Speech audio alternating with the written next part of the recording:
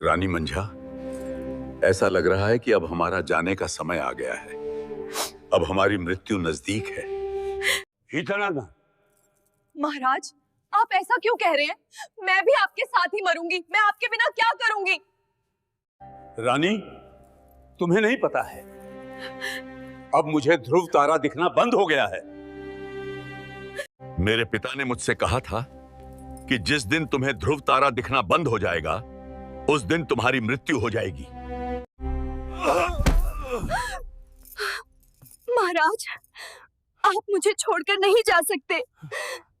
माताश्री, मेरा श्रृंगार बिगड़ रहा है और मुझे ऐसा लगता है कि आपका पुत्र नल इस दुनिया में अब नहीं रहा।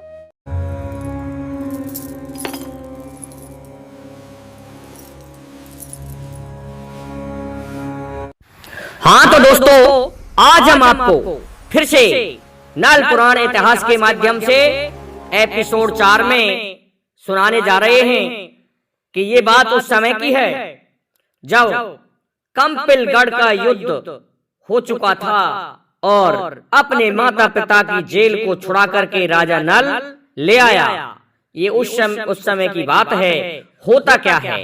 होता इस तरह से है कि मनसुख और राजा नल दोनों आपस में पगड़ी पलटा यार थे। श्यामनगर का मनसुख या तो 8 दिन में नल के घर आता या नल स्वयं 8वें दिन श्यामनगर के मनसुख गुजर के पास में जाता। दोनों पगड़ी पलटा यार थे। तो क्या होता है दोस्तों, वीर वरण घोड़ा को आज नरवर वाले महाराज नल ने सजवा लिया है, क्योंकि उसका यार मिलने नहीं आया तो अपने यार से मिलने के लिए घोड़ा सजवा लिया और श्यामनगर का रास्ता अपनाया। देखिए दोस्तों, श्यामनगर के लिए चल देता है आज राजा नल और पहुंच जाता है श्यामनगर में। इधर दोस्तों क्या होता है?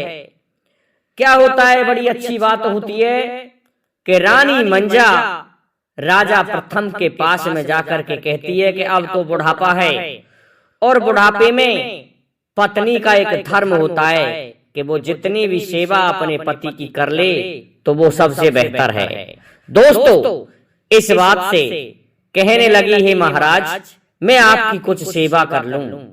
तो इस बात को सुन के महाराज प्रथम क्या कहते हैं, अरे रानी तुझे पता नहीं है, अरे तुझे मेरी सेवा करने की पड़ी है, लेकिन तुझे और कुछ तो पता ही नहीं है कि क्या क्या होने वाला है। दोस्तों इस बात को सुन के रानी मंजा कहने लगी, अरे ऐसा क्या हो गया जिस बात का मुझे पता नहीं है? तो महाराज उस बात को मुझे बता दो। आप सेवा वाली बात कर रहे हो। कैसा है रानी? तुम्हें मैं क्या बताऊं, बहुत बड़ी बात घटित होने जा रही है। कि क्या होने जा रही है?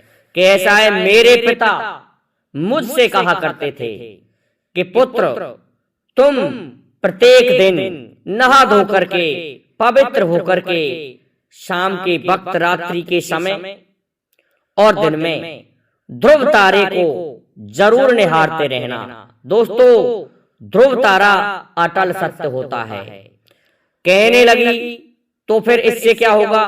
कि ऐसा है, मैं उसी दिन से पवित्र होकर के ध्रुव तारे को देखता हूं, धूजी को, और उसे देखता हूं, परंतु अब क्या करूं, मुझे अब ध्रुव तारा दिखाई देना आज से बंद हो गया। मुझे अब ध्रुव तारा दिखाई नहीं देता है। तो इससे क्या होगा? देखिए दोस्तों इससे क्या होगा? कैसे ये होगा कि अब मेरा जाने का समय हो गया है और तुम्हें मेरी सेवा करने की पड़ी है। इस बात को सुन करके दोस्तों मंजा रानी रो पड़ी है और मंजा रानी रोती हुई कहती है, अरे तुम मरोगे तो मैं भी मरूंगी, मैं भी मर जाती हूँ। कि तू कैसे मर जाएगी, तेरा समय नहीं आया। और ऐसा है, ये आवागमन है, मरने का कोई डर नहीं होता है रानी। ये सब नाशवान संसार है और एक ना एक दिन जाना ही पड़ता है। अरे भक्त प्रहलाद को क्या पता था कि वो होलिका से बच जाएगा? लेकिन देखिए दोस्तों, होलिका ही उसमें जल गई। ये क्या हिरण्यकश्यप को पता था? क्या रावण को पता था कि उसका अखंड राज था? उसे ये पता था कि सीता जी के हाथों ही सीता जी ही उसके प्राणों की लेवा बनेगी। ये क्या रावण को पता था, जो कि ऐसा बलवान, जिसने काल को भी अपने पाटी से बांध रखा था और सभी वस्तुओं को अपने बस में कर रखा था। पवन उसके घर बुहारी देता था और उसे कोई दीपक जलाने की आवश्यकता नहीं होती थी, वो स्वर्ण चमकता था। उसे किसी ऐसे पदार्थ की आवश्यकता नहीं होती थी जो जला के रखना पड़े। उसकी लंका अपने आप जगमगाती रहती थी, जो कि सोने की लंका थी। और ऐसे ही और क्या कहूं मैं तुम्हें, हे रानी, ये संसार नाशवान है। यहाँ तो आवागमन लगा रहता है। इस संसार में जो कोई आया है उसे एक दिन अवश्य जाना पड़ता है। यहाँ का लेना देना पूरा हुआ कि ये शरीर छोड़ना पड़ता है। अरे रानी, तुम्हें पता नहीं, ये शरीर 5 तत्वों का बना हुआ है और ये 5 तत्व मिल जाते हैं अपने अपने में, और ये आत्मा अजर अमर है, जो ना कभी मर सकती है, ना कभी तलवार से काटी जा सकती है, ना अग्नि उसे जला सकता है, ना पानी उसे गला सकता है। अरे रानी, ये आवागमन तो इस संसार में रहता ही है। मरते हैं तो फिर यहीं आकर के जन्म भी लेना पड़ता है, तो इसका कोई डर नहीं है। इस बात को सुन के रोने लगती है रानी। अब दोस्तों, जब ज्यादा रोने लगती है तो महाराज प्रथम समझा रही है कि ऐसा है, मेरा जाने का समय हो गया रानी, और अब तुम धैर्य धारण करो। ऐसा कहकर के दोस्तों महाराज प्रथम का शरीर पूर्ण हुआ। महाराज प्रथम मर जाते हैं, अर्थात अपना शरीर पूरा कर जाते हैं। देखिए दोस्तों, पहले ही राजा प्रथम की उम्र बहुत हो चुकी थी, और जब बहुत हो चुकी थी तो जैसे तैसे रानी मंजा से ये पुत्र नल उत्पन्न हुआ था। और फिर जैसे तैसे इसका पता लगा, और तब जाकर के महाराज प्रथम ने इसके लिए राज दिया। उसमें भी महाराज प्रथम को कंपिलगढ़ के फूल सिंह पंजाबी ने दोस्तों क्या किया, बंदी बना लिया था। इस प्रकार से बहुत बड़ी समस्या थी, परंतु अब उनका जाने का समय हो गया, तो उन्होंने कह दिया कि अब मेरा जाने का समय हो गया है।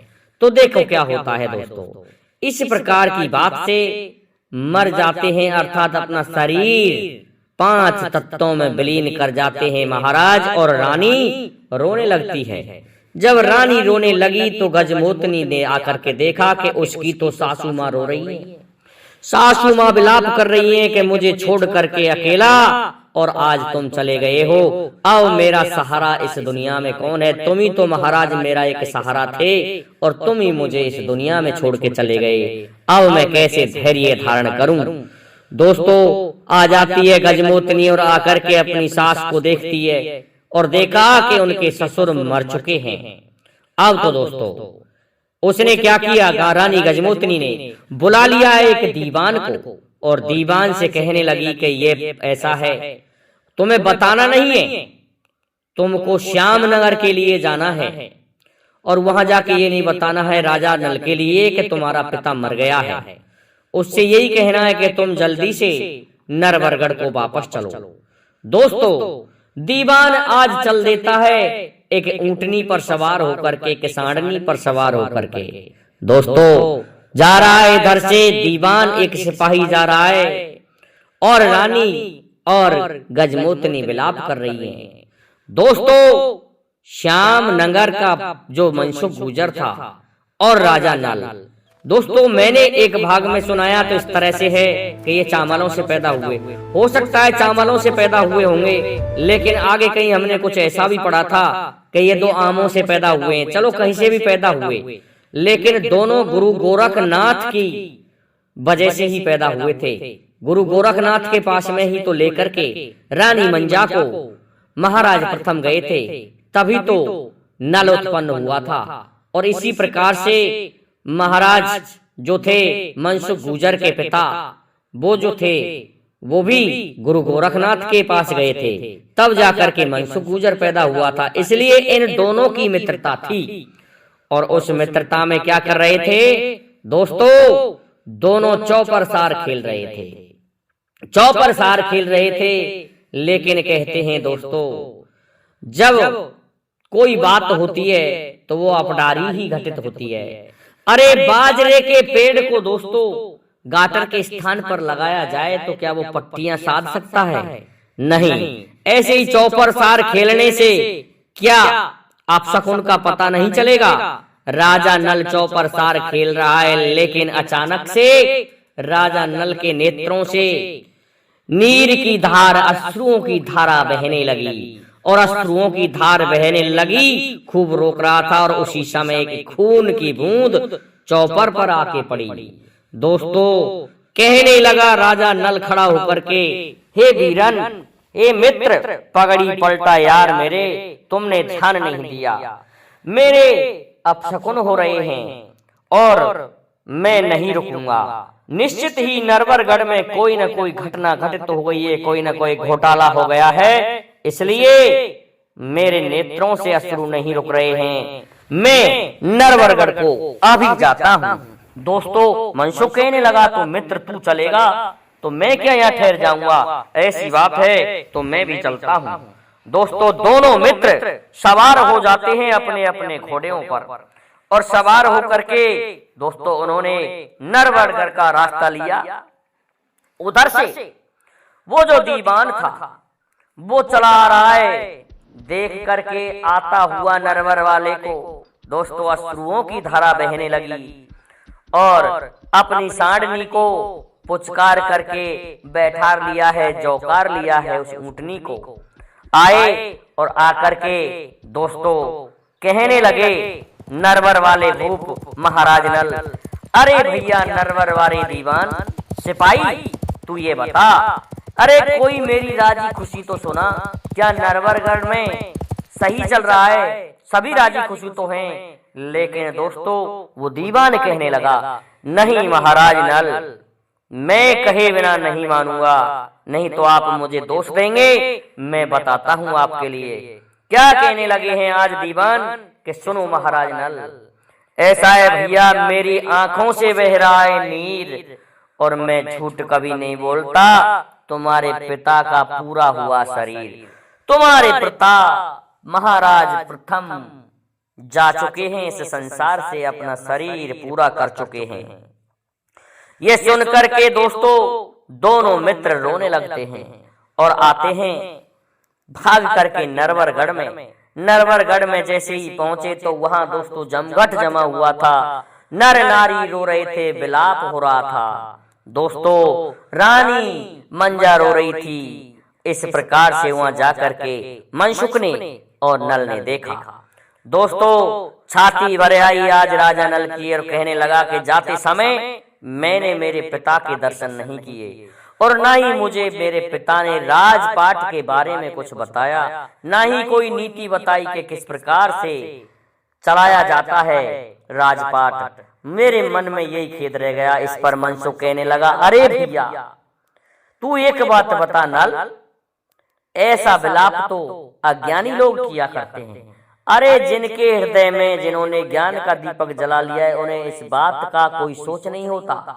अरे इस संसार में जो आया है उसे तो जाना ही पड़ता है। इस बात में आप क्या विलाप कर रहे हो? महाराज वृद्ध होकर के मरे हैं और कोई बात नहीं, मर गए तो अब बुढ़ापे में ऐसा हर कोई बुढ़ा होकर के मरे, हम तो यही चाहते हैं। बहुत उम्र हो गई थी महाराज की। दोस्तों ऐसा कह करके नल को चुप पाड़ते हैं, लेकिन उसी समय रानी मंजा कहती है कि मैं मरूंगी, मेरा पति मर गया। कहने लगा मनसुख, तू क्यों मरेगी बुढ़िया? कि हाँ मैं मरूंगी, मेरा पति मर गया। अरे कि तू क्यों मरती है? दोस्तों किसी मजाकिया ने कह दिया मर जाने दो, ऐसे को तो तुम्हें बहुत दुख दिए थे। लेकिन दोस्तों क्या कहने लगे मनसुख गुजर, कैसा है, तुम कैसे मर सकते हो? तुम्हारा समय नहीं आया इसलिए तुम नहीं मर सकते। और महाराज की उम्र बहुत हो गई। अब ऐसा है, बहू बेटाओं को देख करके अपनी छाती को ठंडी करो और इनको देख के ठंडी करती रहना। ऐसा है, महाराज जैसी उम्र हर कोई पाए। ऐसा कह करके उन्हें चुप करते हैं और ब्राह्मणों को बुलवा लिया है आज दोस्तों मनसुख गुजर ने। कैसा है, हमारे पिता मरे हैं, हम दोनों पगड़ी पलटा यार हैं, हमारे पिता का हम दाग देना चाहते हैं, तो सबसे अच्छी से अच्छी सामग्री इनके क्रियाक्रम के लिए मंगवाई जाए। तो ब्राह्मणों बताओ। तो दोस्तों उस स्थान पर 1700 वर्ष पुराना एक ब्राह्मण बुड्ढा चला आया। दोस्तों उस समय 1700 वर्ष आयु का मतलब समझ रहे हो, बहुत ज्यादा है, लेकिन वो सतयुग था। उसमें आदमी की आयु एक लाख वर्ष थी। और देखिए त्रेता युग में 10,000 वर्ष थी और द्वापर युग में 1000 वर्ष थी और अब इस कलयुग में 100 वर्ष उम्र है।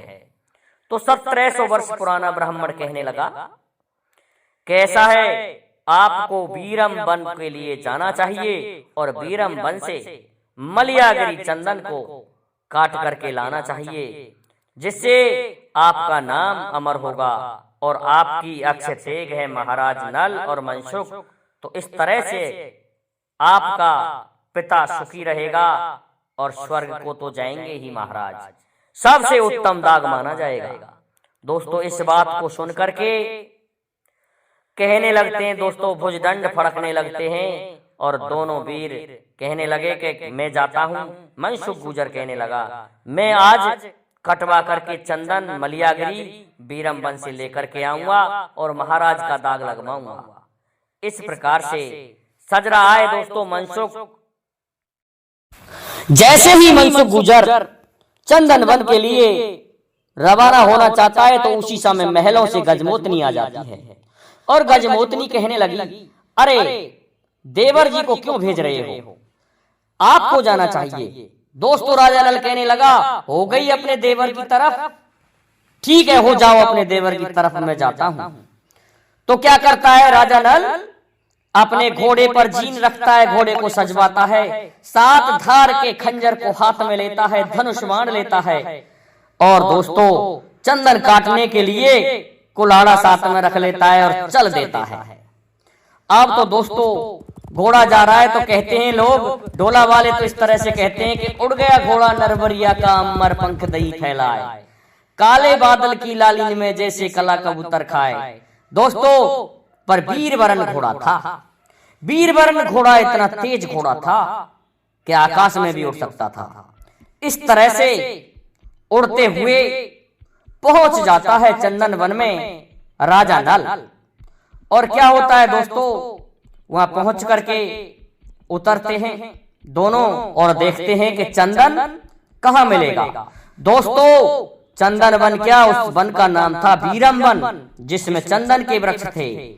और चंदन के वृक्षों की एक खासियत होती है जो हम आगे बताने जा रहे हैं, लेकिन दोनों घूम रहे हैं उसी स्थान पर। उसकी माता, घोड़े की माता वीरमती रहती थी और वीरमती से जब ये पैदा हुआ था वीरवरण, तो इससे एक वचन लिया था कि देवताओं के सिवाय मनुष्य को अपनी पीठ पर सवारी मत करने देना। अब वीरमती को अपना वीरवरण दिखाई दिया तो कहने लगी, पुत्र वीरवरण तू बहुत झूठा और बेईमान। कहने लगा, माता क्यों? ऐसा है जब तूने तो मुझे वचन दिया था और कहा था कि मैं इंसानों के अलावा किसी को भी अपनी पीठ पर नहीं बिठाऊंगा, लेकिन तूने तो एक इंसान को पीठ पर बिठा रखा है। इस बात को सुन के वीरवरण कहने लगा, माता ऐसा है ये देवता ही है। अरे तुझे पता नहीं ये राजा नल है, इसने हीस बिरे में जन्म लिया था और इसका जो नार था वो भय माता ने काटा था, दे दूध शेरनी का पिया था और इसी ने गोमासुर दानव को मारा था और वहां से इसने मुझे प्राप्त किया था। इसी ने मेरी जेल छुड़ाई थी, इसी ने बासुक महाराज की जेल छुड़ाई थी। ये देवताओं से कम नहीं है, ये 4 कला से अवतार है। और ये सुन लेगा तो क्या कहेगा, इस तरह से के बारे में अब तू माता कुछ भी मत कह, ये देवताओं का भी देवता है। दोस्तों इस बात को सुन के घोड़ी संतुष्ट होती है और कहती है, ठीक है। रात हो जाती है तो कहने लगी, पुत्र मैं जहां रहती हूं वहां चलते हैं। उसी वन में रहती थी दोस्तों, तो ले जाती है घोड़ी और राजी खुशी बतराए और संपूर्ण रात अपनी बातों को कहते रहे। इस प्रकार से दोस्तों बात करते करते 4 बज गए तो कहने लगी घोड़ी, तो पुत्र किस काम के लिए यहाँ तुम आए? राजा नल कहने लगा, माता ऐसा है, घोड़े की माँ तो तू मेरी भी माँ, क्यों घोड़ा मेरा मित्र है। ऐसा है मैं यहाँ चंदन वन में इस वीरम वन में से चंदन लेने आया हूँ। मेरे पिता शरीर पूरा कर चुके हैं। इस बात को सुन के घोड़ी कहने लगी, अरे पुत्र, चंदन लेने तो आ गए, पर चंदन ले जाना यहाँ से इतना आसान नहीं है। कहने लगे, क्यों? कि इसलिए तुम्हें पता नहीं, यहाँ की स्थिति ऐसी है कि चंदन के प्रत्येक वृक्ष पर जो चंदन होता है असली, उस पर भुजंग लिपटे रहते हैं, और यदि तुम उनके पास गए तो तुम्हें डसने लग जाएंगे। इस बात को सुन के कहने लगे, तो फिर चंदन कैसे ले जाएंगे? घोड़ी कहने लगी वीरमती के सुनो, ऐसा है पुत्रों, ये सर्प जो होते हैं ये सुबह के टाइम में जाते हैं ओस चाटने के लिए। उस समय ये चंदन के वृक्ष को छोड़ देते हैं, तो अब जो चंदन के बिरे हैं वो खाली पड़े होंगे, अब तुम चंदन काट सकते हो।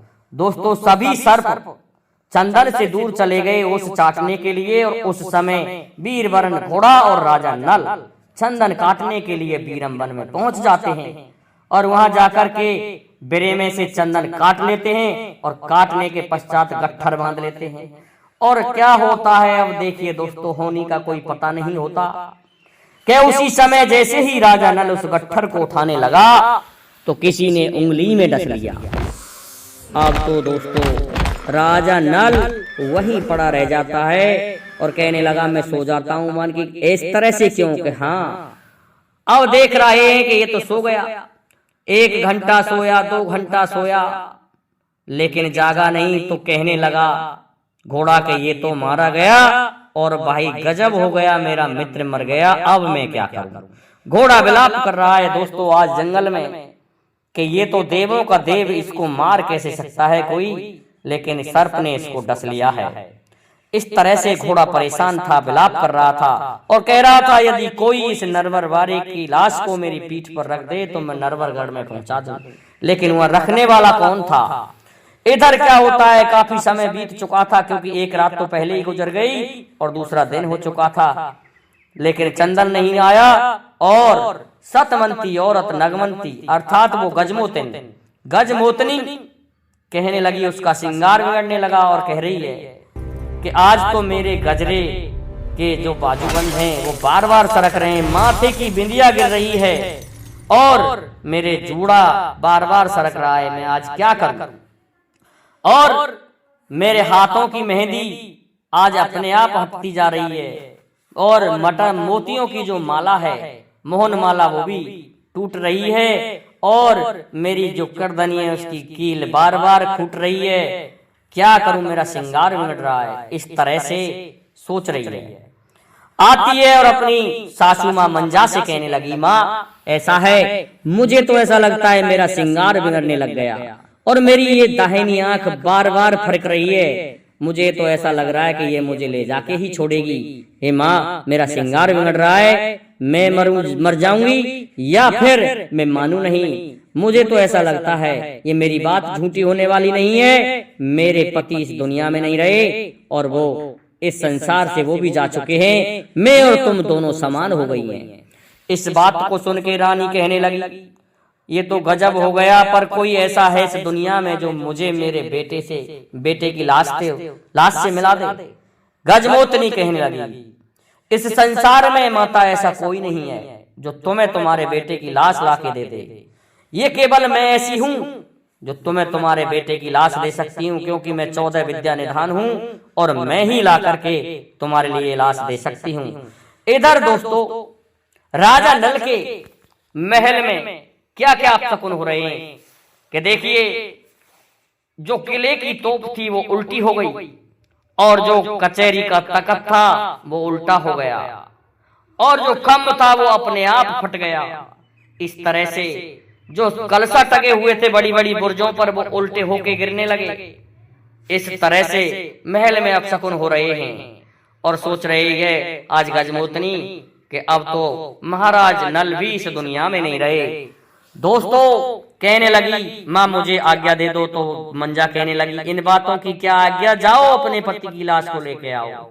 दोस्तों आज रानी गजमोतनी ने क्या किया, अपनी रेशम की साड़ी को उतार दिया, अपने हाथों की मेहंदी को छुड़ा दिया, अपनी बिंदी को छुड़ा दिया, अपने गजरे बाजू बंद सभी उतार के रख दिए। और दोस्तों शीशा के सामने खड़ी होकर के क्या कर रही है, अपना जनाने वेश से मर्दाना वेश बनाया और एक बीन बजना सा हाथ में ले लिया और सपेरे का स्वरूप धारण कर लिया।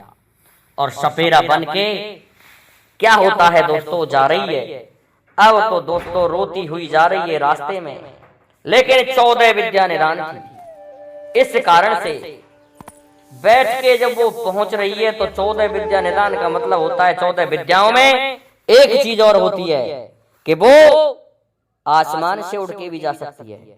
इस प्रकार से रानी गजमोतनी बीरम वन में पहुंच जाती है। और देखिए क्या होता है, कहते हैं कि जीते जी का मेला होता है। जिन लोगों को काल बलि भक जाता है वो बार बार नहीं आते इस दुनिया में। दोस्तों राजा नल के मरने से रानी परेशान हो रही थी, आंसुओं की दहार बह रही थी। और अब तो दोस्तों बीरम वन में पहुंच करके वन में घूम रही है, लेकिन उसको अपने पिया की लाश नहीं मिली है। जब अपने पति देव की लाश उसको नहीं मिली तो कहने लगी कि आज मेरा पति कहाँ गया। तो जोर जोर से रोने लगी और उन बातों को कहने लगी कि महल में रह करके हमने बहुत भारी प्यार किया, बड़ा दुलार किया, लेकिन मंजा का दुलारा आज मुझे कहीं दिखाई नहीं दिया। रानी के विलाप से दोस्तों मानो चंदन वन भी रोने लगा। बहुत गजब से रो रही थी रानी। उसकी आवाज को उसी समय उस घोड़े के पास पहुंच जाती है। घोड़ा दोस्तों रो रो करके नल की लाश पर बेहोश हो चुका था। जैसे ही आवाज कानों में पहुंची तो घोड़ा होश में आया और सोचने लगा कि ये तो रानी गजमोतनी की आवाज है। तो घोड़े ने जोर से हींसना प्रारंभ किया और वो हींसना पहुंच जाता है रानी के कानों में कि वीर वरन की आवाज है और किसी की ये आवाज ही नहीं हो सकती। दोस्तों पहुंचती है रानी और पहुंच करके नरवरवारे की लाश पे बैठ के रोने लगती है और कहती है कि ये क्या हुआ विधाता, तूने ये क्या किया, ये नरवरवारा राजा नल आज मर कैसे गया। अब तो दोस्तों जब काफी समय हो गया रोते रोते, तो उसी समय देखा कि इसके हुआ क्या है, तो समझ गई रानी कि इसको सर्प ने डसा है। लेकिन दोस्तों रानी 14 विद्या निधान थी, इस कारण से कहने लगी कि वासुकी ने ये आन लगाई थी कि राजा नल के कुटुंब को कोई भी सर्प नहीं खाएगा। तो ये खाया तो किसने खाया। रानी ने मंत्र पढ़े, फूंक लगाई बीन में कि सभी मनधारी आ गए। कहने लगे बोलो गजमोतनी बहन, किस लिए बुलाया, कि बेकौली हो गए तुम, झूठा वचन दिया है तुम्हारे राजा ने। अरे मेरे पति को तुम में से किसने डसा है। सभी सौगंध उठा करके कहने लगे हमने अपना वचन नहीं छोड़ा है, हमने तुम्हारे पति को नहीं डसा है। तो रानी गजमोतनी कहने लगी किसने खाया है। तो दोस्तों कहने लगे कि हमने किसी ने इनको छुआ तक नहीं है, डसने की तो क्या चले। दोस्तों उसी समय रानी गजमोतनी ने मंत्र पढ़ के मार दिया। चारों तरफ फेंक दिए गिल्ले चारों तरफ, और ढूंढ करके दोस्तों मंत्र के जो गिल्ले थे वो पकड़ के ला रहे हैं किसको, उस सांप को जिसका नाम वीरसेन था। अब वीरसेन कौन, वीरसेन दोस्तों एक घुमासुर दानव ही बना था, जो कि चाहे जब इच्छा के अनुसार अपनी देह बदल सकता था। घुमासुर दानव ने उस बरे में आकर के राजा नल को पहचान करके खाया था, लेकिन मंत्र के गिल्ले उसको खींच करके ला रहे हैं। आ जाता है मोतनी के सामने और उस सर्प ने जो वीरसेन था उसने वही घुमासुर दानव का स्वरूप धारण कर लिया, क्योंकि इच्छाधारी तो था ही। अब क्या होता है कि भैया उसी समय गजमोतनी देख करके कहने लगी तुम्हें पता नहीं, तुम दानव जैसे दिखाई दे रहे हो, मैं भी तो दानव की ही बेटी हूँ, तुम डराने के लिए किसको इस तरह का स्वरूप धारण कर रहे हो। दोस्तों उस समय अपने पिता को गजमोतनी ने नहीं पहचाना था। तो दोस्तों कहने लगा अरे गजमोतनी तेरे पति को मैंने डसा है, तुझे पता नहीं। अरे जादना की बात याद कर ले, बादन तूने इसको अपनी बेनी में दुबका लियो और बेनी में दुबका लियो, दुबका के तेने मुझे मरवा दियो। तूने मुझे मरवा दिया गजमोतनी और मोते झूठी गंगा तू उठाई गई। अरे तुझे उस दिन शर्म नहीं आई, मैंने मेरा पुराना बैर लिया है आज राजा नल से, इसलिए मैंने इसको डसा है। दोस्तों, पिता को पहचान गई है लड़की और कहने लगी, अरे पिता कछु तो मैं तेरी लागू बेटी, तूने नरवर गढ़ वारे को गलत डस लिया। कहने लगा मैंने बैर चुका है गजमोतनी, बता क्या जवाब देगी। दोस्तों, आज जेठ भर ली है लड़की ने अपने पिता की और कहने लगी, पिता मुझसे जो गलती हुई तू मर चुका, पर मेरा एक निवेदन है, कैसे भी मेरे पति को तू जिंदा कर दे। तेरे से एक ही निवेदन है कि इसका जहर वापस खींच दे। दोस्तों, उसी स्थान पर जहां से डसा था, अपने फन को लगा करके लंबी लंबी सांस लेकर के और संपूर्ण जहर को निवेदन सुन करके उस वीर सेन नाग ने घुमासुर ने खींच लिया है आज जहर को। और जहर को खींचने के पश्चात क्या होता है कि राजा नल बैठा खड़ा हो जाता है। दोस्तों, इस दुनिया में सबसे बड़ा जो मेला है वो जीते जी का मेला है। राजा नल को खड़े होते ही घोड़ा और रानी गजमोतनी प्रसन्न होते हैं और चंदन वन से गट्ठर को रख के लेके आते हैं आज नरवरगढ़ में, और नरवरगढ़ में ला करके अपने पिता का दाग देते हैं। दोस्तों, इस कथा को लिखने में हमारा सहयोग दिया आज हमारे श्रीमान सुमित सिंह ने, और इस कथा को हमें समझाया था। ये कथा हम आपको नल पुराण इतिहास के माध्यम से ही बता रहे हैं। ये कथा दोस्तों नल पुराण इतिहास के माध्यम से है। सुमित सिंह ने लिख करके हमें इसे रखा था और हमने आज आपके समक्ष इसका वीडियो बना दिया। दोस्तों, हमको जैसा ये आया वैसा हमने आपको बोल करके बता दिया, वीडियो के माध्यम से बता दिया। तो दोस्तों, आज की कथा यहीं समाप्त होती है। बोलो अटल छत्रवारी की जय। दोस्तों, जय जय श्री राधे, जय जय श्री राम।